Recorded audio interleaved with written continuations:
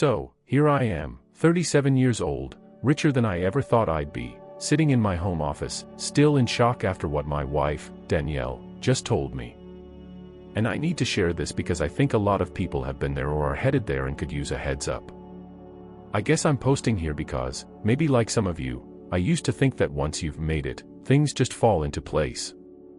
I thought becoming successful was the goal, and with that, everything else would follow: stability, respect, real happiness. I worked hard and became rich, but my wife changed after that, and I don't like it. But what she told me shocked me. A little backstory: I didn't come from wealth. Growing up in a small town with divorced parents who worked 2 jobs each just to get by, I understood early that if I wanted something in life, I'd have to work for it myself. And that's what I did. My whole life has been about hard work, dedication, and pushing through pain. I saved every dollar, invested smartly, and eventually started my own construction business. I sacrificed sleep, weekends, and even family events to get to where I am today. Danielle was there from the beginning. We met back in college, and she was the one person who saw my potential. She said all the right things at the time: how proud she was of me, how she couldn't wait to build a life together. It seemed like we were a team. But after I struck my first real big success, things changed. At first, it was subtle, little shifts in how she treated me, the kinds of people she started hanging out with, her growing obsession with the finer things. But it didn't end there. The more money we had, the more Danielle seemed different. I kept thinking maybe I was imagining things. After all, a bit of success brings a lot of changes. I thought Danielle just needed some time to adjust to this new lifestyle. But then she started asking for things I'd never heard her talk about before: designer bags, jewelry, expensive dinners. She stopped working altogether, saying, "There's no point in both of us grinding. I want to focus on enjoying life." The thing is, I was grinding so we could both enjoy life, but I still had a company to run and clients to impress. It wasn't like I could just snap my fingers and retire. But she didn't seem to get that.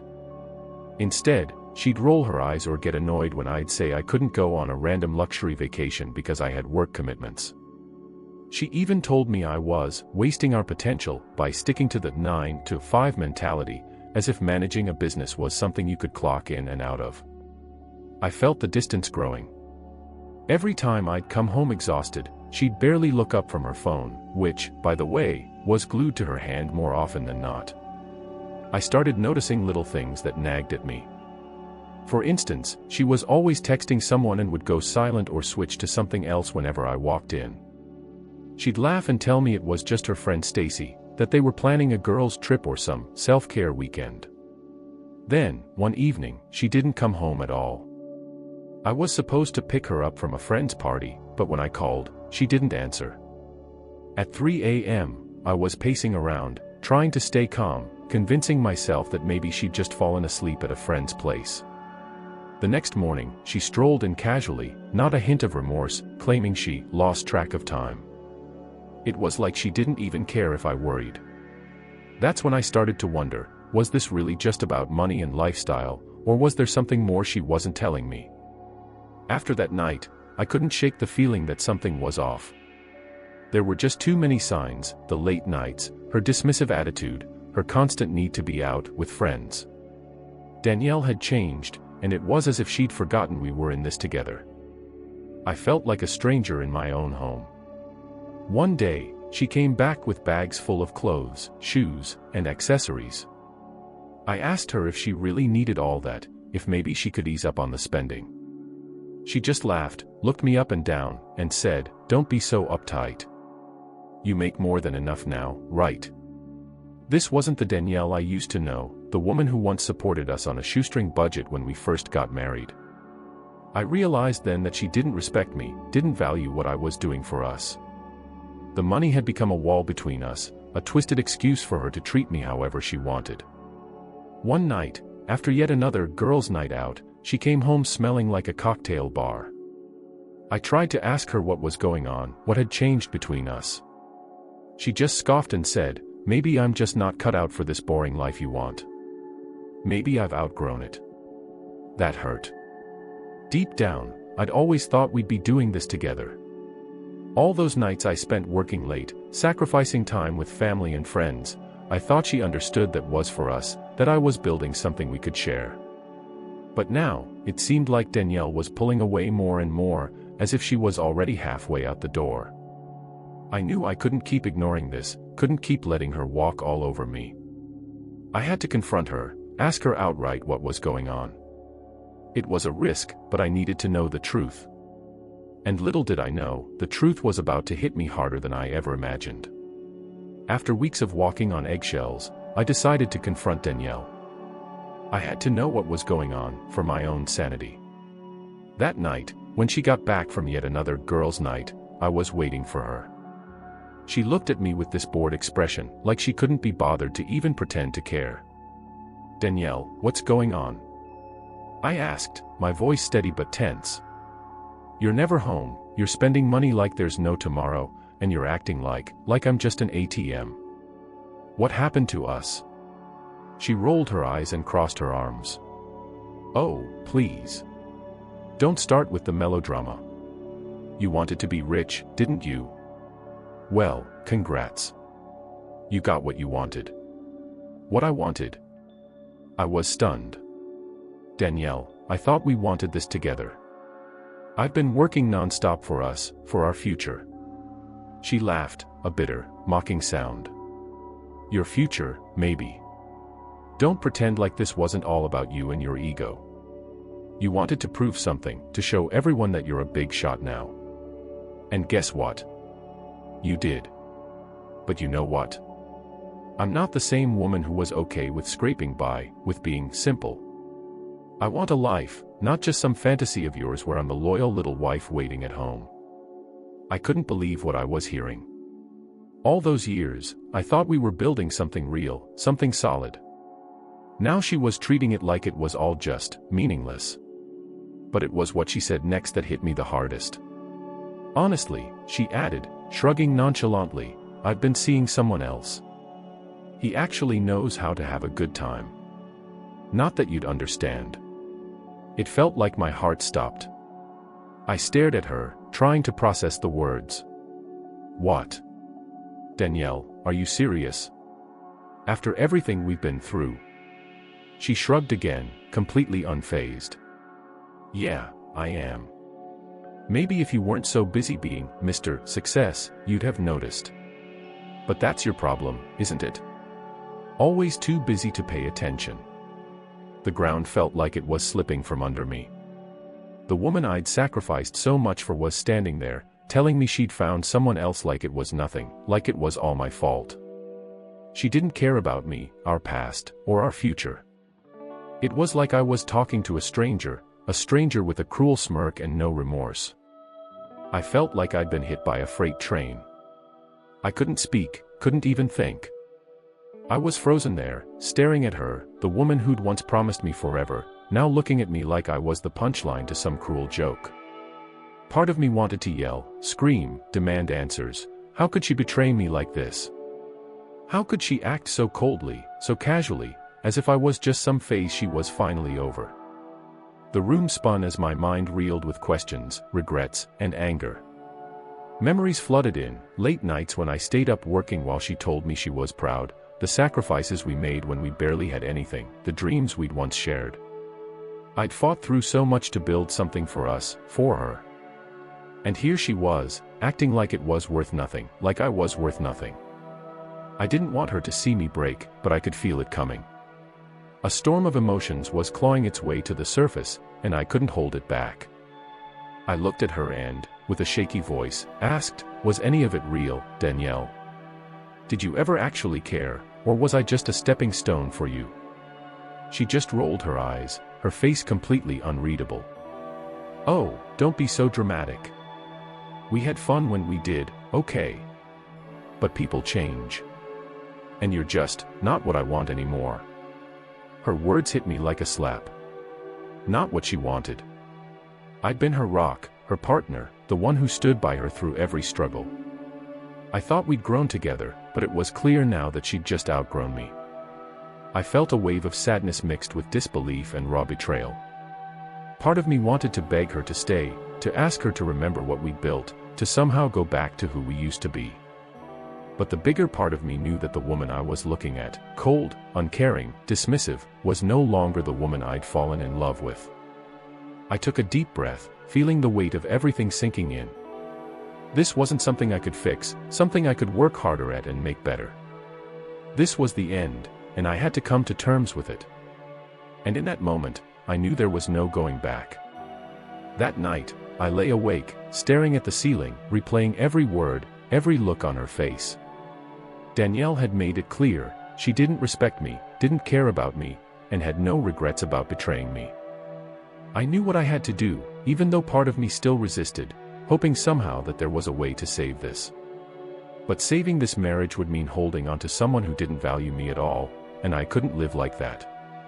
The next morning, I decided it was time to take control. I'd worked too hard and sacrificed too much to let her walk all over me and tear down what I'd built. If she wanted out, I'd let her go, but I wasn't about to let her walk away with the life I'd created single-handedly. I spoke to my lawyer that afternoon and began the process of protecting my assets. Danielle would get what was fair, but not a penny more.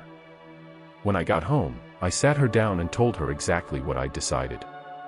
I told her I knew about her betrayal and that I wasn't going to keep begging her to stay. She looked at me with a mixture of shock and annoyance, as if she'd expected me to beg or break down. But I was done being her doormat. Calmly, I told her we'd be splitting everything according to what was fair, she'd get her share, but she wasn't taking my business or the bulk of what I'd worked for. She didn't take it well. She tried to act hurt, threw every excuse and blame she could muster at me. "If you'd only been more attentive," she snapped. "If you'd cared more about us instead of just your career," but I knew it was all smoke and mirrors. She'd found someone else, someone who was happy to spend freely and live the high life with her, and now she was furious because she wasn't getting the easy exit with a mountain of cash. Seeing her true colors like that, the entitlement, the manipulation, was like a second slap in the face. I realized then that the Danielle I'd once known was gone. I let her rant, barely listening, feeling only a sense of relief, like a weight was being lifted. I didn't need her approval, her fake remorse, or her justifications. All I needed was to move forward and start rebuilding without her. It wasn't enough for her to just walk away. Danielle, of course, had to go out with a bang. She tried to make my life as difficult as possible during the separation, dragging out the divorce proceedings, and making ridiculous demands. She was intent on taking more than her share, claiming half of my business and insisting she deserved more for the years she had put up with me. This was the final straw. If she wanted to play dirty, I was prepared to give her a taste of her own medicine. See, what Danielle didn't know was that during the past few months, I'd been quietly documenting every expense she'd made, all those luxury items, expensive nights out, and even her secret shopping trips. I had proof of her excessive spending, proof that she'd been siphoning money out of our joint account for herself, long before we'd split. And then, I did something I hadn't planned but couldn't resist. I hired a private investigator. It didn't take long for him to gather some damning evidence on her new friend, a guy named Rick, who, as it turned out, had quite a history. I found out he was unemployed, living off wealthy women who'd taken a liking to his charm, and had a record of fraud and debt in multiple states. When I got those reports back, it was like poetic justice. Here she was, betraying me for a man who was just using her, milking her for every penny. I kept the evidence in hand, ready for the divorce hearing. When her lawyer came in demanding half of my business and a hefty alimony, I simply slid the investigator's report across the table. Her face dropped when she realized what I had on her. The affair, her reckless spending, and even her attempt to manipulate our finances were all laid bare. And let me tell you, the look on her face, a mix of fear and humiliation, was the closest thing to closure I could have asked for. In the end, the judge awarded her a much smaller settlement, one that was fair but far from the massive payout she'd been expecting. She looked at me with absolute hatred, but I didn't care.